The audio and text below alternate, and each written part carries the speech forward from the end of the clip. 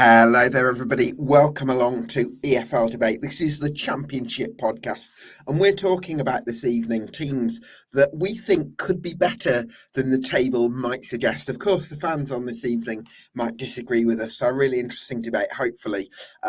Check it out. This is the Championship podcast.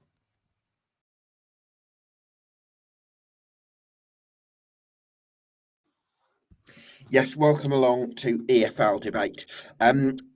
Get subscribed to us on YouTube and on Spotify because that would help us out a lot. But for now, I'm delighted to be joined by my co-host Oli Mann of Sheff United Way. Good evening, Oli. How are you? Yes, I'm not bad, thanks, Gab. I've had a long period of leave off work. I've been off for like best part of 3 weeks, celebrating my birthday, and today was my first day back in the office. So I'm not as chipper as I sometimes can be, but I'm doing pretty well, all things considered. Yeah, How it are you? takes a while to get back into the swing of things, doesn't it? After Takes a while, ages, honestly. I'll still be moaning about a month. I'll be like, oh, do you remember when I had them 3 weeks off? I'm still not back into it.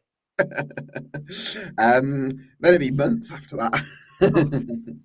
I need months off, to be honest, just to recover from my leave. It's a never-ending cycle. I'm delighted to be joined now by Lewis Williams of Luton Town. Lewis, thanks so much for joining us. Frustrating start to the season for Luton, but you've not been short of chances. Yeah, that makes it even more frustrating because we are creating so many chances and we're just not taking them.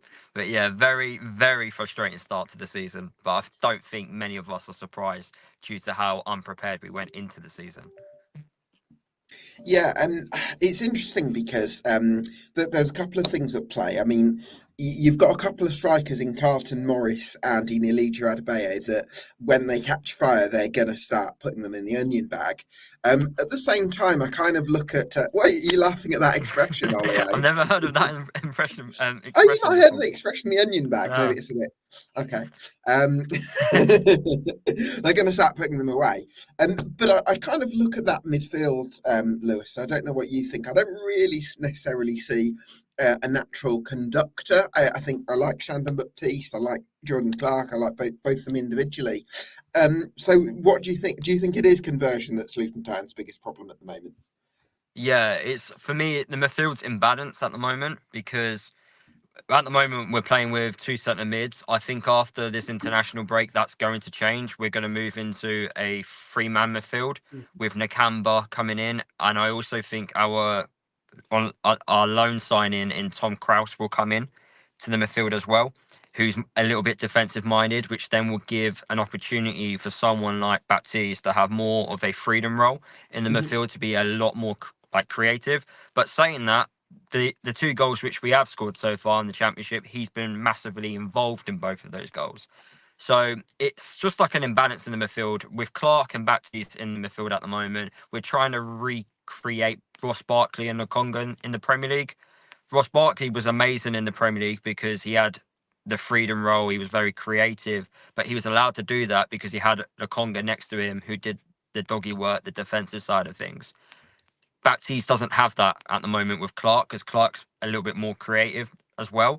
So it's just really imbalanced in the midfield. And I do think it is about just getting these chances away. We've created, I showed you a stat on social media this week, didn't I? And it was about Luton missing 10 big chances out of 11, I think. You improve that stat and massively, the results will change. Yeah, it seems like it goes the other way as well. I know I was looking earlier and I think you've conceded 7 from 3xG or something like that. It feels as though it's one of them periods where it's just not going in at one end and at the other end, everything just seems to fly in. Obviously, one of the things for me coming down is when I was thinking about this season, because obviously you were relegated with us when we came down and it felt as though we've completely torn up our squad and tried to rebuild it and start again. Burnley have come down, completely torn up their squad, sort of tried to rebuild it and start again. I actually had a lot of confidence for Luton coming into this season. I thought, oh, there's consistency there. There's a consistent manager, consistent playing squad, consistent style. But it seems as though you've moved away from that a little bit. Were you expecting it to be a slow start? You said at the start you thought that you'd come in unprepared. And from the outside, I thought you came in as the most prepared of those teams that have come down. Yeah, it was quite funny when I was listening to like everyone else talk about Luton. It was like, oh, Luton are going to win the league, Luton are going to do this, Luton are going to do that. And I'm like, guys, you're not seeing what we're seeing. You know, we're seeing slow recruitment. we're seeing players potentially leaving. We're not seeing enough communication from owners down to the fans. And it was just worrying signs, really. We also had players that were injured, key players, especially in defence. That's why the first game against Burnley was a back line of 18-year-olds. It was just, that's why we all knew. And we was like, why are we not signing a centre-half here? Why are we not getting players in ready for that first game? And I feel like we've found it extremely difficult. Everyone knows about how Luton like to recruit. We recruit in a certain way. There's a structure in place. And I think the board have been not stubborn. I don't feel like that's the right word, but I don't think the club want to feel like they're being bullied into paying out bigger fees for players that are simply just not worth it. Realistically, would McGuinness have been worth 10 million to another team? I don't know. But yeah, we had to pay that sort of price to get a player in because at that point we were desperate. So I think we tried to do our old school ways that have worked so far. That's got us to the Premier League. But then since trying to replicate that now back in the Championship, we've just found it just a lot more difficult. Talk to me about defensively, Lewis, because I think we've had maybe one or two disagreements over this, over whether it's a problem for Luton. And I think Oli raised the really intelligent point that you've conceded something like 7 goals from 3 XG. And I'm just looking at this defence, though, and I'm wondering if you're needing the next Tom Lockyer, if you like. Now, maybe Mark McGuinness, who you've brought in, can be that. But I've looked at the defence in isolated moments this season. And for me, the problem has seemed to be that there's been a sense of the whole defensive unit rushing over to deal with a minor problem. And then actually that compounding a major problem that becomes up that ends up being the thing that you concede from. And I'm just wondering whether you're needing somebody like Tom Lockyer, and maybe McGuinness can be that, as I say, to actually say, no, let's keep our shape and organisation. You go there, but we'll stay here, and we'll sort of keep it tight. So a couple of things there. So the first thing I would raise is back to the imbalance in the midfield. Because you've got 2 creative players in front of the defence, that's another issue. Whereas last year, with this same system and formation we were playing, Lokonga was doing like recovery runs, so helping the defence out a lot. So we currently don't have that. Once Nakamba's back up to speed, and the same with Tom Krause as well, then I feel like the defence will get better. The second thing is we've not had a consistent backline in over a year. And I think that is so important. And I feel people overlook that. You get a consistent backline. You look at the year Luton won promotion to the Premier League. We kept like 20 clean sheets. Yeah. That's because we had a consistent backline. You've got to have consistency in that defence. But because we have too many players getting injured, too many players just dipping in and out of form, it's never been consistent. And then the last thing is, I think we also have to remember, and I think it is a bit unlucky as well, every team's going to get an opportunity. It's very rare that no team will get a single shot away. But I feel like this season so far, especially against QPR, it felt like everything was just going to go in for them. That little bit of luck. And like I say to you, when you, like that missed chances thing, if you kill the game off early, you get 1 or 2 goals and take full advantage of those attacking opportunities, then their goals don't happen because the confidence is knocked. I completely understand about the isolated incidences, but for me, it would have been, those incidences wouldn't have happened if we killed the game off. True. But because of the other stuff happening as well, like the inconsistent back line and also the imbalance in midfield, that's why I think the defence is also playing a massive question mark. Until the others improve, then I can see things getting better. But if we're still having this conversation in 3 months' time, then I'd be like, yeah, I don't, something needs to be looked at.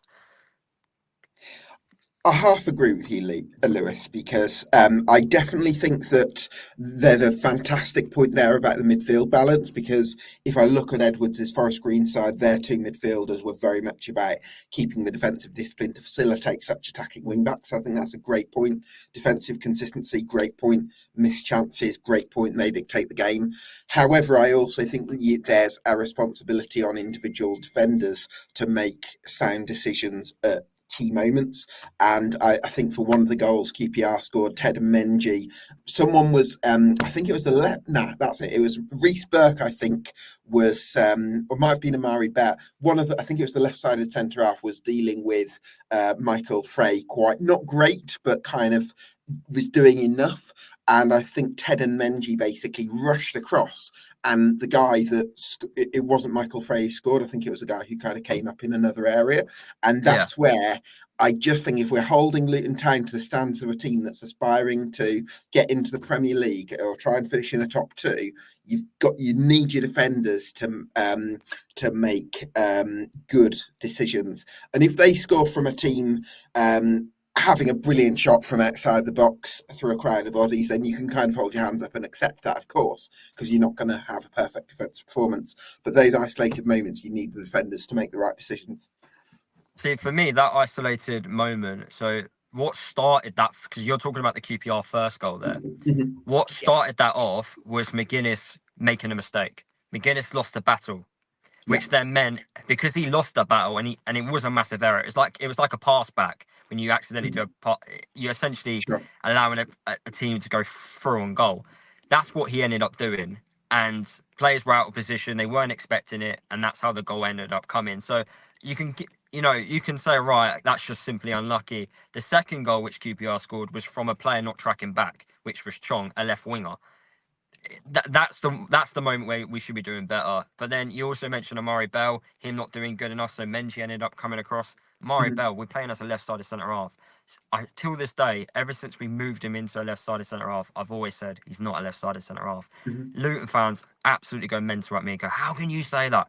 He is not. He's a left-back. He's a left-back. We're just converting him to a left-sided centre-half because we haven't signed a left-footed centre-back. That's simply it. Yeah, that makes a lot of sense. Lewis, I know that there's improvements that can come from Luton Town, like strikers converting their chances, those midfielders you mentioned coming into the team, Kraus and Nakamba. But what are the? I'm also mindful that you're 6 points off the playoffs already, 9 points off the automatic promotion spots, and I suppose I'm thinking you can't, as much as you can make some allowances for the struggles in form and think of reasons why that might be the case. You can't afford to give up too much more ground, can you? No. Well, if we haven't improved in the next 5 games, the fans are going to be asking questions to Rob Edwards. To be fair, so. Yeah, it can't last any longer. He's got this international break. I've kind of looked at it as well. I've kind of looked at the Millwall game, going, right, our season starts now. There's no excuses now. You now know what your squad is. Transfer deadline day's over. You now know what you're playing with. You now know what system you should be playing. No, none of this like, oh, we may have to switch to this system because we've only got this players. No, you now know the system. Players have returned back from injury. I think we've only got 1 or 2. So the main squad's there. The defence is all there now. There shouldn't be any defensive problems. Now it's like, right, carry on what we were doing in terms of the way we were playing, because we were creating chances. That's a good sign. Yeah. If you're not creating anything, that's when you start worrying. 100%. But then, yeah, and it's about, right, we need to start clicking. None of this Morris playing as a winger, because he isn't a winger. Him being centre in between the goalposts with Elijah Adebayo. Because Elijah's getting the chances. So if Morris has to literally stand behind him, he's also going to get 1 or 2 himself if he just stays within him. So, we all got to remember, both of those strikers have scored 20 goals at this level. So it's not like they can't do it. They're capable of doing it. They just need to get that goal. And just like any other striker, once you do score that first, it kind of kickstarts your season, doesn't it? So fingers crossed that happens against Millwall, and that £34 which I've just spent on the away ticket is fully worth it.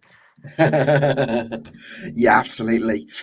Listen, Lewis, thanks so much for your time. I really appreciate you joining us, and good luck to the Hatters for the rest of the season. Cheers. Thank you for having me on, guys. Yeah, top man, Lewis. Delighted to be joined by Nick of Hart from the Achtung Millwall Podcast. Going to nail it that time, Nick? We'll have it done by the end of the season, Gab. Okay, right. You're getting better. You're getting better, but not quite there yet. Okay. No. Right, we'll nearly get there. This is the voice. How are you feeling about Millwall season so far, Nick? Season so far, yeah, it's been obviously fits and starts. We didn't start with some great results and decent performances in patches. I mean, we got beat opening day at home to Watford, and then down at Bristol, which I went to. Mixed, some kind of slapstick defending mixed in with some actually decent play going forward. So it's been a bit of a mix of a season. Saturday's game, 3-0 win over Sheffield Wednesday, was a really, really decent win, and an actually. You almost hesitate to say it. I actually enjoyed it. You kind of go to football to hopefully enjoy yourself, but that was a really good second half performance. We really took the game to Sheffield. Clash of two different styles. We very much get the ball forwards under Neil Harris and play the football, as the cliche has it, in their last third of the pitch. But I'll have that all day long, and Sheffield were one of these pass it around at the back, Pep style, knock it about, deep, go nowhere a lot. And it's good to see him put to the sword, to be honest. It's good to see that style of football put to the sword, Gab. I don't know what their XG was like, Ollie, but it went out the window. No, it was great game. Really enjoyed it. Nice stuff. I really enjoyed it as well. I'll be honest with you. I always enjoy watching Wednesday lose, so I'm never going to complain. Yeah, we've had this debate as to whether we were good or whether Sheffield Wednesday were particularly poor. I mean, I don't really know. I haven't followed their season that closely, so can't really say. I'm going to dwell on the fact that we played really well in the second half, and I think that we probably would have put most teams under a lot of pressure in the division in that second period. It was good pressing, high football, fast. Some good performances by a lot of the Mill side. Once maybe 4 or 5 of your team are playing well, you're in for a good day. So if we can keep that style going, then I think we'll be fine in the division. And more importantly than that, we'll enjoy watching Millwall, and that's really what you pay your money to watch, isn't it? Completely. And I think as well, looking at some of them stats that you love so much, Nick. I love a stat, Ollie. Lay them on me, mate. Come on. I was thinking about it earlier. I thought, Nick's going to love these. Get these stats out. Come on. Millwall, second in the division for expected goals. Wow, is that good? That's good. That's good. Yeah, I like that. Yeah, that's very good. That's a sign of exciting attacking football of a team that can create chances, and that's what you want to see. Most big chances created in the division. Now, unfortunately, alongside that is most big chances missed. But again, a sign that you're getting forward, creating those chances, putting teams to the sword. And so I think, especially with that second half against Wednesday being fresh in the mind, it certainly does seem as though some of my reservations that we had when we spoke a couple of weeks ago are slightly misplaced for a team that are looking exciting going forward, look like they can break down teams. I think there's still a little bit of question about some of that solidity at the back, but it certainly seems as though things are a lot more positive. Yeah, I mean, to pierce my own bubble, I've just built us up. So, I mean, there is always at the Den a certain sense of wing and a prayer because the resources are such, you don't have much depth. So, defensively, we've looked a lot better with the return of Japhet Tanganga, who's really a rock in central defence, and makes Jake Cooper look better. And I think, obviously, Ryan Leonard's in a makeshift right back role that's become permanent now. I was just going to say, Nick, is Ryan Leonard a right back now? He's a very good right back.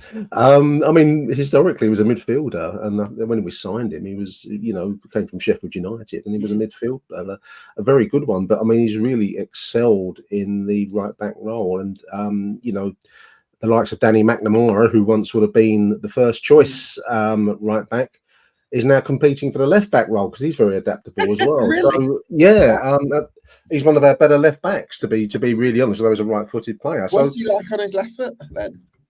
Well, he's okay. I mean, he's okay, but so there's always a pause whilst he gets the ball to his right foot to make the cross. But he's more of a defensive fullback than a forward playing.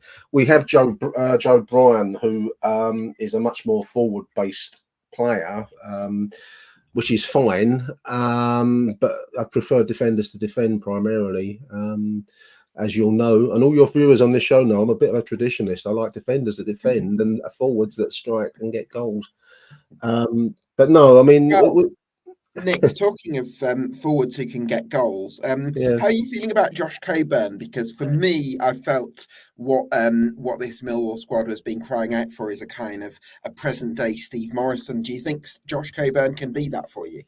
I've only seen him the once. That's the one time I didn't know the boy. I read some fairly damning reports from Middlesbrough, and a contact of mine sent a kind of an assessment through to me privately, and they weren't exactly excited about the player. Tall, big, and maybe as it was put, they lacks mobility. You're not a Millwall player if you don't come with awful reviews, though. That's right. We love him. We love him. They hate them at Leeds. They didn't really like him at Norwich. He does it at Millwall. He's played really well, and as I don't know the boy, so I can only go by the one example we saw last Saturday. But if Borough must have an embarrassment of riches up front if they've let the kid go on loan for the season, because I couldn't see what the reports were suggesting, that he was immobile. He was moving. He was big boy, big tall guy, but he was playing with the ball at his feet, dribbling, and then scored the opening goal very well, nicely finished, and he created a presence up front, and he clattered the Sheffield Wednesday goalkeeper very early on in the first half, almost after kickoff, straight from kickoff. I think that's a Neil Harris word in the ear. Go and clatter their goalkeeper, and the crowd will love you. And then from that point onwards, he went down a storm there and played really well. Caused problems, caused defensive issues, scored the goal. I don't know what's not to love about the boy. So he's going to be a very successful loan. Only problem might be that Middlesbrough might want him back if he keeps playing like that, because I thought he looked really good. I'm very impressed. Whether he'll want to go back is another thing. Sometimes players need. I won't crack obvious jokes on this show because you're not that kind of show. But I know where I'd sooner be.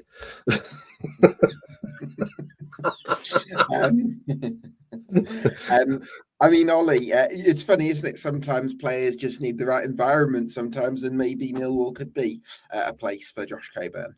Yeah, completely. And you need the right environment, but also you need the right manager, the right style, the right fan base. It works so much better for you. And if there's an expectation, for example, from the Middlesbrough fans on a certain way they were going to want him to play, and that's not playing to his strengths, then you're setting the lad up to fail. You're not giving him the opportunity to really shine and show what he can do. Looking at some of his stats in the last few years, his aerial duels won percentage is ridiculous. He wins sort of 70%, which as a striker playing with your back to goal, that's not something to be sniffed at. He's generally good in terms of his defensive actions, coming back, covering through corners, making sure that he's contributing for the team rather than just playing for himself. So it certainly feels as though if it wasn't the right fit for him at Middlesbrough, for the way that Carrick wants them to play, for the way that he wants them to try and do their build-up, it certainly seems like he'll be a much better fit at Millwall, looking at some of those numbers and some of the ways that he's able to sort of bring himself into the play. That aerial presence made a huge difference, Ollie, and we've been using Tom Bradshaw's now injured, unfortunately. He's pulled up with his hamstring in a recent game. And we were using him as a target man. And, I think that I like Tom Bradshaw because he's all effort and he'll keep running and running and running till the final whistle. But he's not a target man. And that's what we've been having to do on a makeshift basis. But Coburn just looks a much more natural fit. We've also signed this kid who, in a very Millwall style, is a record club signing, who it turns out has a metatarsal problem. It's a very Millwall thing to do. First training session. Mihailo Ivanovic. So he comes in well recommended. So it's going to be interesting to see how the team lines up when he is fit, which apparently is going to be about 8 weeks or so. Hopefully, sooner, but we'll see. But he comes well recommended. So we had a problem up front, and it looks like at the moment we've got some solutions. So that's good. There was a moment in the first half, just going back to Josh Coburn, where we put a cross in from the left side where I sit, and he was literally inches from connecting with this diving header. I haven't seen a diving header at the Den for a long, long time. And it would have been so Hollywood if he'd have connected with it and just put it in the net, because that would have been the perfect moment. It was a few inches short, unfortunately. So, no, great to see us with some attacking presence. He puts himself about well, wins headers, and that's the style we're playing. And, but when it's played well and hard and fast, especially at the Den, it's hard to contain. So, fingers crossed. Certainly is. I might actually bring in James Mappin from the Wednesday Till I Die podcast. I'm just wondering, James, not to rub it in for you too much. What did you make of Millwall's performance from a Sheffield Wednesday perspective on Saturday? Yeah, first of all, thanks for having me on, Gabe. Pleasure. Cheers, mate. Yeah, do you know what? Probably not what we expected. I think, everyone does Millwall a bit of disservice and said, very direct and, very physical side, but I thought they played some decent football and did a job on us, really, to be honest. I think we were quite naive in our approach and, I think just things aren't quite right, but yeah, I mean, it was the first half was a snooze fest. Let's be perfectly honest about it. But second half it was there for the taking. They picked it up, and yeah, we had no answers for it really, and put us to the sword. I mean, the second goal from the corner was comical to say the least in terms of our defending. We did kind of gift them that goal, but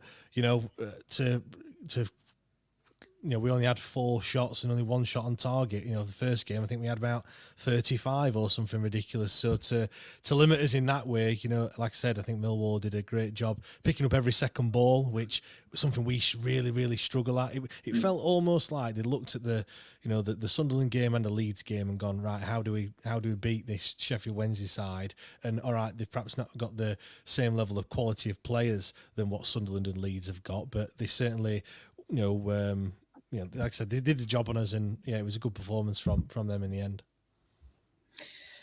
Nick, a couple of questions just to round off on the Lions. Remain Essay. I know you've. Is it Essay or S? I'm not Essay. sure. I think Essay. Remain Essay. Yeah. Remain Essay. You've spoken quite positively about him on this podcast before. Do you feel like he's developing into quite an exciting prospect? I think I'm loath to praise our players on shows like this, Gab, because other teams come in with big money and snap them up. We've just lost Ian Fleming. I mean, I think in all honesty, that's probably all clubs have to take that view. But Remain, no, I think Remain will go to the very top table. I think he's that good. He's got the talent. He's last season, I would say he looked talented but lightweight, like a boy with talent.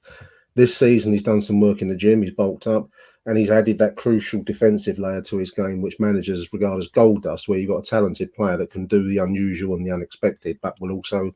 He made a tackle back again in front of me where I sit in defence, and you think that is gold dust because that's what Show me a manager doesn't want a highly talented player with all the attributes, but he will do the work back in defence. So no, I think he'll go all the way. I mean, we can't expect to hold him forever because I think he is that good, but that's got to be the way that we play. I'm hoping that we can get to enjoy him this season. Whether we've got the depth and resources to be successful across 46 games, I don't know. We do look a bit thin once we have injuries and once, if there's any sending us off and that kind of thing. But no, Remain Essay, remember the name. I think he's that good. And he's a lovely boy as well. So, he's got all the right ingredients, in my opinion. Yeah, I'm sure I'll be writing university assignments on Essay soon. Just to finish off then, Nick, what do you think is possible for Millwall this season? If we can develop good home form like we did against Sheffield Wednesday, and other teams will probably be watching closely how we're playing, and there's ways to match that and to overcome it. Good players and good managers will find ways around it. It can be quite a hard style to overcome when you're in the kind of frenzy of the Den. How we'll go away from home will probably govern how well we'll do. I mean, to be really honest with you, Gab, I mean, if we're at mid-table by Christmas, then I think I said this on the previous show, then anything becomes possible once you get to that point. I was pleased to see us do well on Saturday because we've been unlucky a lot, and you can't keep on being unlucky all the time because otherwise you're in the relegation zone being unlucky. But you're top of the hard luck league. Well, that's one of Oli's stats, isn't it? The hard luck league. Yeah, I mean, it was a good win. We've got a difficult game Saturday. It's going to be interesting to see how we do against Luton with their Premier League income. What they got, I don't know. But it's going to be an interesting match. If we can do well against Luton, then I'd fancy us against everyone at home. I always fancy us against everyone at home. It's just how well that can travel and what kind of style we'll take away from home. We'll see. Well, we wish you well, Nick. Thanks for coming on. Thank you very much, boys. Good to see you all. Take care. Top man. Thanks, Nick. James, I was blown away by Sheffield Wednesday's performance on the opening day against Plymouth Argyle, and I guess the performances since then, was it a case of I don't know, getting a bit carried away? Do you think, are you surprised that recent performances haven't quite got anywhere near the levels that you produced that day? Yeah, I mean, it's funny because people were saying after that opening game of the season that, let's not get too carried away. Plymouth just aren't really good. I was like, well, there's an element of, we were just really good on that day as well. You were amazing that day, genuinely, regardless of opposition performance. Yeah, however, I think Plymouth were just really bad on that opening day of the season as well. To be fair, when you look at it, Sunderland are... They've won every game so far this season, and we can only go off what's happened so far. And Leeds are going to be up there come the end of the season. And if you'd have looked those first 3 games, if you're a betting man, you'd probably say yes, we'd probably beat Plymouth. To go to the Stadium of Light and beat Sunderland is a tough ask. So that's probably going to be difficult, and you probably put your money on Sunderland to win. And then Leeds are just Leeds, aren't they? And when you look at the money that they've got to spend, then even though we're at home, they're still going to be a difficult team to come up against. So those 3 games, to take 3 points from them, you probably say that's really gone to form. I think that the worst thing we could have done is beat Plymouth 4-0 in the manner that we did, because it did just heighten everyone's expectations, not only us Wednesday fans, but everyone else, all the other football fans, the media alike, everyone were talking about how well we played. And yeah, I think we did get a little bit ahead of ourselves, if I'm being perfectly honest. The worrying thing was how we played against Millwall. It was awful. It was so bad. It was such a stark contrast to how we played against Plymouth. And, you wanted a reaction, and you thought, going back to my previous theory, all right, it's away from home, but it's at Millwall. If you're wanting to finish in the top 10, you have to go to Millwall and pick up 3 points. Like, there's no two ways about it. I don't know. I think it's different going to the Dens than facing Millwall at home. Yeah, but still, if you want to finish in the top 10, then Millwall is a team that really you have to pick up your points somewhere. So it's a game that you'd look. I think a point at the Den's a decent outcome personally, but I take your point. Yeah, but it wasn't even good enough to get a point either. We were well and truly beaten. The 3 defeats we've had, football fans are very fickle. But you come away thinking, that referees give a bad decision, or we should have had a penalty here, or. Literally, we deserved to get beat in every single one of those 3 games. We were just not at the races whatsoever. And it's really weird how, normally you'd think, those defeats, I know they have come at the start of the season, but the first game must have just been a bit of a fluke. Everything just clicked into place. And now it looks as if they've not even played together, which is really worrying. It sounds like I'm really downbeat, and we've lost 3 games on the bounce. We've conceded 9 goals. We haven't scored a goal at all in those last 3 games either. I just want to go to play League Cup every week, to be fair. James, one thing that stood out to me from watching the extended highlights of the Millwall game was when you built up at play against Plymouth Argyle, you inverted Jan Valery into midfield and dropped Bannon into a back 3, and I think Lowe sort of pushed high and wide. Whereas I felt like the build-up against Millwall, it was very wide, and I felt like that made you lost some of those options in central areas by not having, for instance, Jan Valery dropping into midfield. And I actually think Bannon is probably going to be better as an in-possession centre-back because he's less likely to face pressure on the ball. And you actually maybe have, you can play with a bit more space, I suppose. Yeah, the problem is we don't want Barry Bannon that deep. Barry Bannon's our most creative player, and he has been ever since he came to the football club. Which that's probably for another day, really, in terms of the transfer failings at the football club. But he needs to be further forward. That's where he's best. Some of the passes that he plays, some of the passes that he picks out.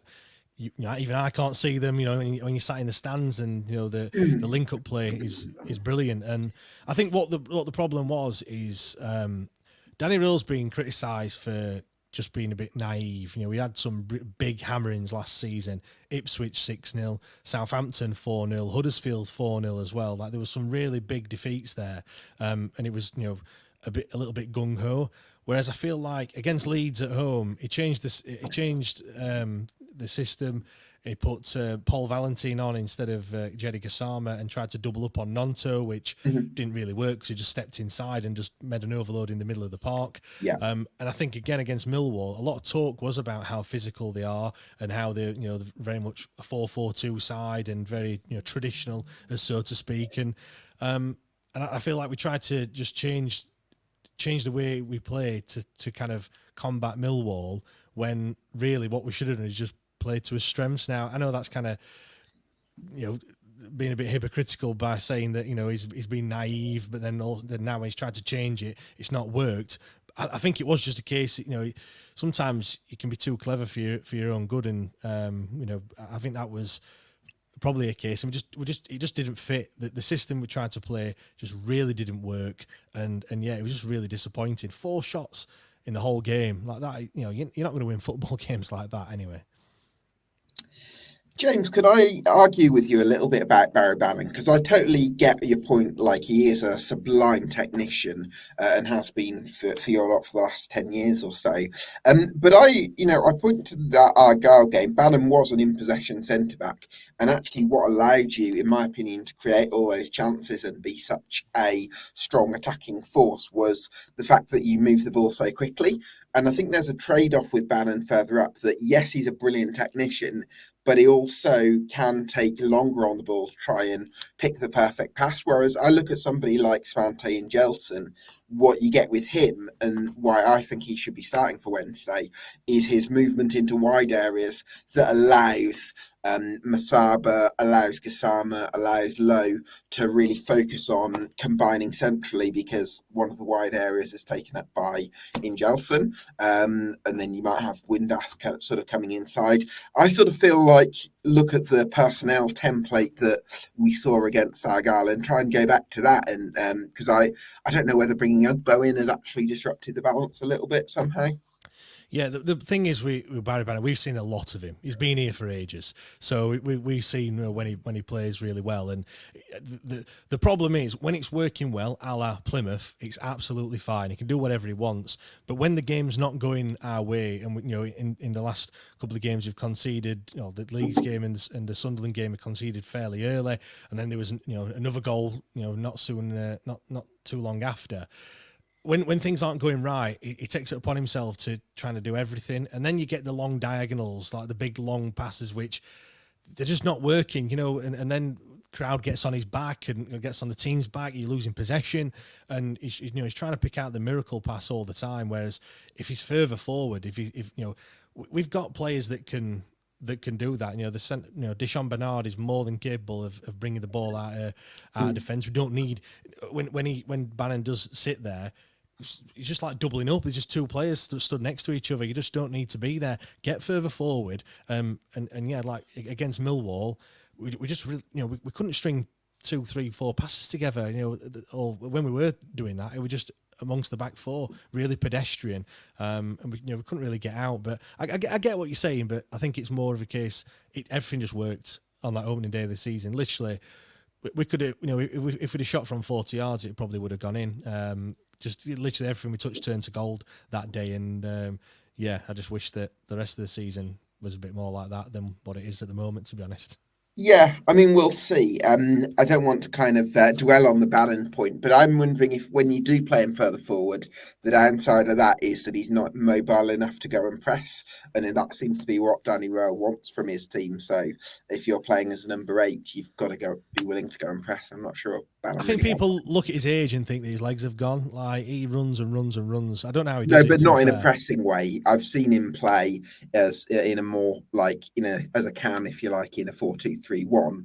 And honestly, like, I remember him facing Southampton, Russ Martin, Southampton, and he couldn't run because it was like it was just too much. I think he gets through some graft as a number 6, but I don't think he's got the mobility to go and press, and then the agility to go and press in another area and then go again. I don't think that's going to be his game. So I think a deeper role works better because you allow him to get on the ball more. Yeah, but then we've got Shea Charles as well, who's coming to play that exact role. Well, I would probably go Charles and Ingelson in midfield and actually have Bannon on the bench. Yeah, it depends on what Southampton have said, though, doesn't it, really, Gab, in terms of where he has to play. I know that conversation sometimes is had with Championship clubs. When you take players on loan, they have to play in a certain position and things like that. So, time will tell. I think what we do need to do, though, which will be, some Wednesday fans won't like this, but we have to plan for when Barry Bannon isn't at Sheffield Wednesday, because that time will come, and it's probably going to come a lot sooner than we think, to be honest. No slight on Barry Bannon, but 35 years old. I know I've just mentioned about his age there and his legs, but he can't continue forever. And I think this season, next season is a perfect opportunity to actually find a way of playing without Barry Bannon, because he's just been a constant for us for since 2015, 2016, whenever it's been, 8 seasons. It's incredible how long he's played for us, really. Any early impressions of Shea Charles and whether he can sort of possibly fill that void? Do you know what? In the first half, he looked decent against Millwall. I mean, like I said, it was a really poor performance all around, to be honest.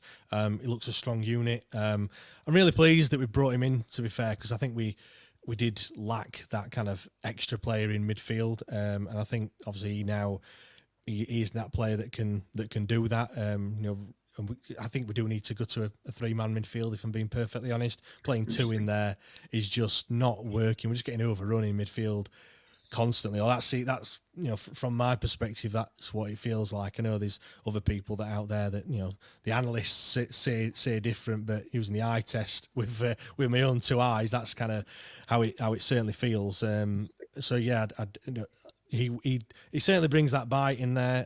Obviously he's only young, but the fact that he'd gone for 10.5 million only last season, there's certainly definitely some potential there, which I don't think we can really say much from that Millwall performance. Obviously we've got QPR coming up this weekend at home in front of the Hillsborough crowd, so hopefully we see a little bit more of him and see what we can do. If you go from his YouTube clips, which everyone obviously does when you sign a player, it looks fantastic. Playing out from the back looks really easy for him, or he's coming from the Man City academy. He's done that all through his footballing life. There's going to be certain people, especially the guy that sits behind me, will have his heart in his mouth on many occasions, I think, when he picks up the ball. But I've had to deal with that for the whole of last season since Danny's coming, so there's nothing new there. You have a bit of that across the red side of the city, don't you, Ollie, with fans? Get it forward. Get it forward. Honestly, it's ridiculous. Get it forward.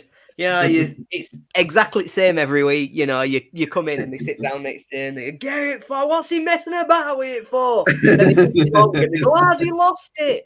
Yeah, but the thing is, though, the ball goes forward and then you don't win the header and then they get possession, and I just turn around and say, look, that's why we don't do it. But they don't seem to see that, do they? So it is what it is. It's a transition. Back in 80s, striker won error every single time. They never missed one, and so it's obviously modern football that's the problem. I think Wednesday's season's really interesting so far, to be honest, because like you say, everybody was blown away by that first game, that Plymouth performance, and I think it's understandable. Like you say, the next 2, the Sunderland, the Leeds, it's exactly what you would have expected. But I think what shocked me, or at least where I felt I expected more from Wednesday, I suppose, is some of that defensive solidity. Because, you referred to it as a little bit of naivety last season, where, you'd gone to some of these away games and you'd taken those sort of lickings because you were determined that this was the way we were playing.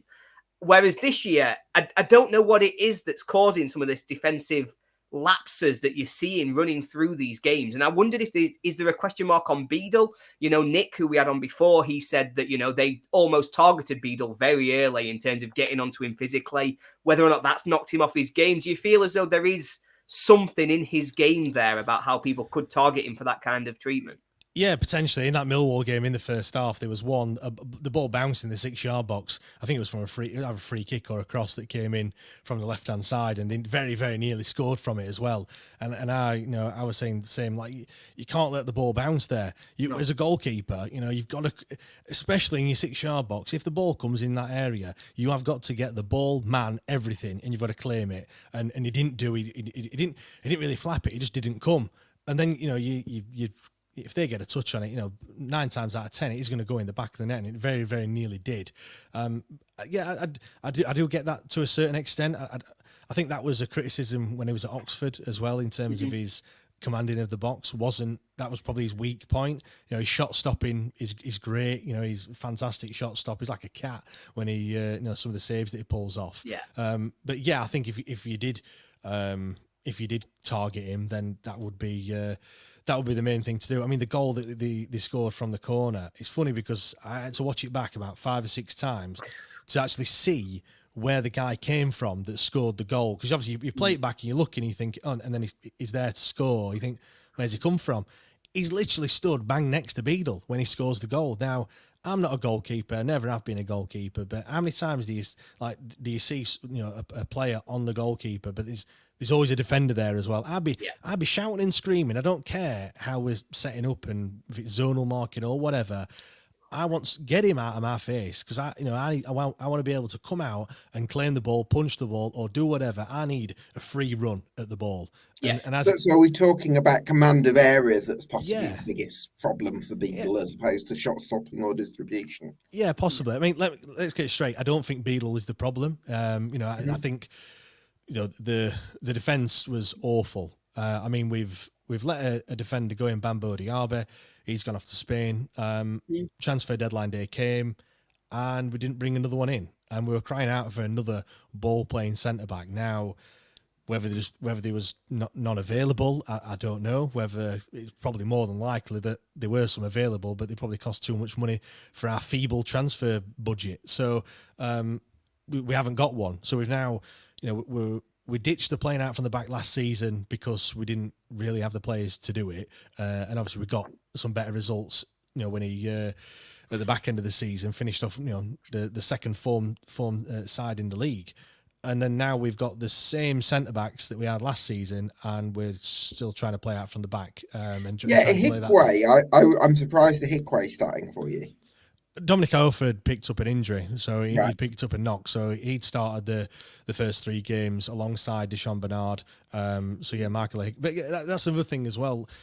I think you've got to recognise the players that you've got. I went to Hull in the League Cup, and we had Bambo Diaby starting. Then he'd not gone, and it was Michael Hekwa, and we just played the same way as what we would have done in the league, which I totally get. That it's a chance to see 11 different players playing the system that you're going to be playing the weekend after.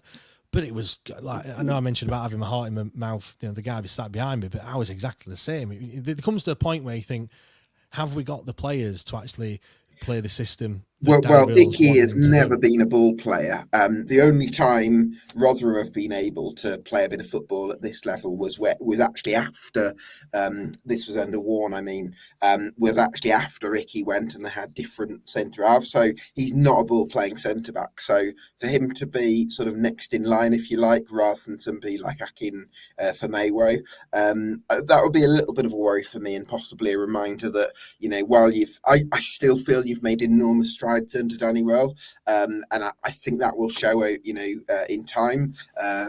Disappointing run results, but maybe we're seeing evidence that actually this squad is a little bit of a way off the better teams in the league. But you mentioned Akin Famewo there. He's not played any part of the season so far. He picked up an injury as well. He was just getting back to full fitness, but for me, he would be playing left centre half, and then you put Deshaun Bernard on the right. Deshaun Bernard's having to play on the left. He's right-footed though for Maywo, isn't he? No, Akin's left-footed. Yeah, he can play left. Is he left-footed? I didn't know that. Okay, right. Yeah, he is left-footed. So that gives a bit of balance. That's the thing. We haven't got much balance on there. So when the ball comes to Deshaun Bernard, naturally he just wants to come onto his right foot all the time. So it kind of cuts out that left hand side. And if you're clever as the opposition, and you know that that left hand side is just not, you're not going to go down there. The ball's not going to come out to Max Lowe and go down that side. It will on occasions, but like I said, you'll just want to go onto your stronger foot. Well, obviously, if Akin was playing there, that might make it a bit easier. And balance is the buzzword, isn't it, in football at the moment? And we just don't really have any of that balance. And I don't think he's found his best 11 either. We got all the signings done early. It was great. And then we signed Ugbo really late on, and he's not fit. And then we signed Shea Charles and put him in the squad 3 days after he signed. So it's almost like, what was the point in signing all those players early if you're just going to then sign too late and chuck them in straight into the first 11? I don't know. Yeah, for me, I think the best four is with Jamal Lowe up top and Josh Windass possibly in the 10 rather than Lowe in the 10 and Ugbo up top, because I don't know. I like the front three I saw on the opening day, but I do feel like let's give things room to sort of level out a bit, James, because opening day performance was stunning, disappointing drop off since then. But I think, once we get 10 games in and things have, fluctuated a bit and we kind of know a little bit more about where Sheffield Wednesday are at, hopefully things will look a bit brighter. Yeah, definitely. I mean, we've got QPR coming up. Then it's a trip to Luton, which that is a banana skin at the moment, isn't it? Really, they've not picked up any wins so far. Maybe when Charity FC come into town, in a couple of weeks' time, maybe they'll get the first one. Then it's West Brom, Bristol. You know what? You go through the whole fixtures, and there isn't many easy fixtures at all. I mean, I think that's just the Championship in itself, really. But when you have picked up a few defeats and morale is low, I mean, look, everyone was absolutely buzzing before we kicked a ball this season, even more so after Plymouth. The mood at the moment is absolutely rock bottom. I've never, it's not even comparable to how it was earlier. I can't believe how different it was. I've had some people saying to me that they're not even bothered anymore. Like the matches on this Saturday, they're just like, yeah, I'll turn up, but I've got no expectation whatsoever. And I'm like, how can you go from where you were 3 or 4 weeks ago to now? I mean, I think that's just the Sheffield Wednesday way, to be fair. Yeah, I think probably reality is probably a bit more in the middle. Yeah, but that's what people are saying, and you've got to go off what people are saying at the moment, and they need to. A win on Saturday would be massive. I've been saying early on in the season, it's performance over results to a certain extent. Because if you see the performances there, you know that the points are going to follow. And if you play terrible but you pick up a win, you're thinking, well, we'll get beat next week anyway against a better side. Yeah. However, just 3 points on Saturday would do wonders to just lift the mood and the morale, not only of the team but of just the fan base more than anything else. To be honest. Yeah, that's kind of how things are. Listen, James, thanks so much for joining us, and keep up the great work on the podcast, mate. No problem. Thank you very much for having me. Cheers, mate. Get yourself subscribed to Wednesday Till I Die podcast. Oli, I know we've made you talk about Sheffield Wednesday for 20 minutes, so I think I did pretty well there. I bit my tongue. I didn't speak out of turn. I was gracious. I think I well behaved. Yeah. You can let your hair down now. Let's talk about the red side of the city then, Oli. 8 points from his first 4 games on 6 points in the table because of the 2-point deduction. But I'm pretty encouraged by what I've seen from Sheff United so far. Yeah, I am, to be honest. It's a much better start than I'd expected. I think still being unbeaten at this point feels quite important, because after last season when we lost every week, and that's not even an exaggeration, we literally lost every week, feels quite nice to just not lose at the minute. And so having had such a positive start, it does feel as though things are feeling a lot better. I think that first 11 that we've got is really strong. And, I go through it now man for man, and you look at Cooper in net. You then go through that defence and you think Gilchrist, yeah, he's a player. Suter, yeah, he's a player. Anel, yeah, he's a player at this level. Burrows, how have we managed to drag him? Best player in League One. Souza, Blaster, Harmer. So man for man, I feel like we've got a really strong first 11. My concerns are still that depth. I think as we get deeper into the season, you get to a point, say, mid-November, and you've played 3 games a week for 3 weeks, and suddenly you go, oh, where we need a bit more depth. But yeah, it's been such an encouraging start that it's hard to find. Even I can't find that many faults, and I'm the king of finding fault with Sheffield United. I think a big thing that I think your season's going to rest on is keeping Callum O'Hare fit and fresh for the whole season. Yeah. Because as much as he's been brilliant to watch this season, linking up with Hamer, linking up with the lad you've got on the right, Raksaki, yeah, thank you. He's had a difficult time with injuries in previous years, so it's just about whether he can stay fit and fresh for the duration. Yeah, completely. And he's probably the most important player because he's the one who links it all together when we're trying to get forward. He's the one playing in the half space and sort of bringing everybody else into the game when we're really struggling to try and get out. So important to keep him fit. I think that bad injury, I think he got it at Bramall Lane. We played Coventry and I think he did his cruciate knee ligament about 20 minutes in. So yeah, obviously it's important to keep him fit and to try and protect him. And that's why I'm worried so much about the squad depth, because when O'Hare comes out, I genuinely don't know who goes in. It probably means that Hamer's playing in this sort of weird off the left attacking role, and you're bringing in somebody like Siddy Peck. And while that's great, and I love Siddy Peck, I think he's a great player, he's played less than 10 professional games. And so if you're trying to get promoted from the Premier League, you need a bit more tried and tested than that. So I think we'll be in the market for business in January to really try and kick us onto that next level. And hopefully this first team can stay fit till then. I think the space, though, you know, we talked about O'Hare there. The space for me where we least can afford an injury is centre forward, because if Kiefer Moore gets injured behind him, and, you know, people laugh, and it's fair to laugh, but behind him, the next choice is Rhian Brewster. And I'm sorry, but that just ain't it. We've tried it. It's been 4 years. It's just not it. And so we really can't afford any injuries in that space. So I was watching Wales the other day when he got booted in the face, and I thought, bloody hell, Turkey, can you calm down? Let's not. Leave him alone. Leave poor Kiefer alone. Fingers crossed that he can stay fit. But yeah, really important spearhead. And what have you made of Coventry so far this season, Ollie? They found themselves in 17th, but I think they've shown some potential.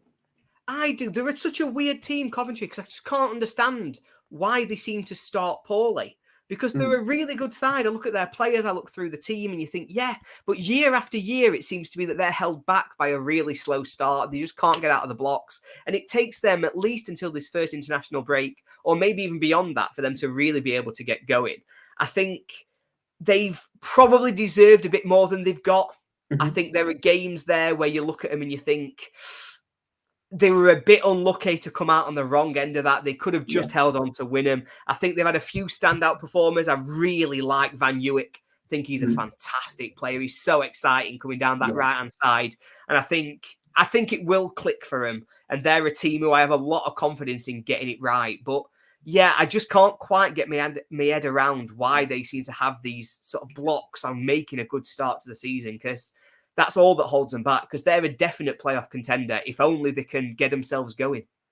Yeah, hopefully they can do that sooner rather than later. I think that midfield trio of Josh Eccles, Victor Torp and Jack Rodoni could be one to watch this season, because you've got the solidity of Eccles, you've got the kind of playmaking capabilities of Torp, and you've got the running power of Rodoni. And bearing in mind, you know, Torp, I think, made a good overlapping run for one of the chances they created against Norwich. Rodoni is very creative as well. So those are two players who normally with a 4-2-3-1, it's like you look after the number 10 and you should be okay. Whereas with Coventry, they've got those double threats. So I do like the look of Coventry, and I do expect them to put a run together. Yeah, I do. And they were so unlucky, let's just be fair, against Norwich. They were. I don't know how they lost that game. It felt as though I watched the highlights and it was like, Coventry have a chance, Coventry have a chance, oh, Norwich have scored, Coventry have a chance. Yeah. It was bizarre. So at some point that luck turns. You know, we talked about it a little bit with Luton earlier, where when you're having the big chances, you've got to take them, put the game to bed. And I know that with their strike with Sims and Wright, they're both very good players, but they do blow hot and cold with their finishing. So maybe as we get into the season, they'll just start to put it together. And that's the biggest thing that will hold Coventry back. They've just got to take the chances when they come. Certainly have. Right, Ollie, listen, thanks so much for joining us on this EFL Debate Championship podcast. Thanks to all my guests as well, and to you for watching at home. We'll see you again next week.